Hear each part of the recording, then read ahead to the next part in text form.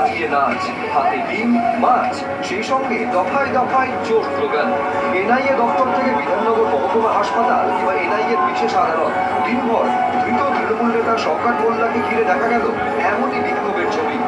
ভাঙড় বিস্ফোরণ মামলায় শুক্রবার গ্রেফতার হন ক্যানিং পূর্বের প্রাক্তন তৃণমূল বিধায়ক ও ভাঙড়ের পরাজিত প্রার্থী শওকত মোল্লা। রাতে তাকে এনআইএ দপ্তরে রাখা হয়।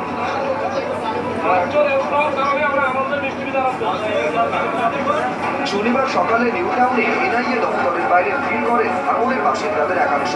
কারুর হাতে ছিল ডিম, কারুর হাতে ছিল মাছ, সঙ্গে ডিজেতে বাজানো হয় মাছ চোর গান। মাচ্চো মাচ্চো বলে কিন্তু এখানে ভাঙড়ের বাসিন্দারা তারা একত্রিত হয়ে এভাবেই গান গাইছেন এবং তারা সাথে সাউন্ড সিস্টেমও নিয়ে এসছেন। হাতে কিন্তু অনেকের হাতে কিন্তু মাছ রয়েছে এবং হাতে ডিমও পর্যন্ত রয়েছে। ডিম মাছ নিয়ে কিন্তু তারা চলে এসেছেন।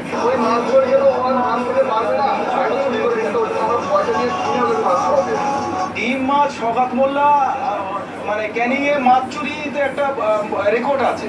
তো আজকে সেই সূত্রে শওকত মোল্লা যে কোটি কোটি টাকার মালিক হলো, সেটা কোথা থেকে হলো? এনআইএর বিশেষ আদালতে শওকত মোল্লাকে নিয়ে আসার আগে বিক্ষোভ দেখান বিজেপি কর্মীরা।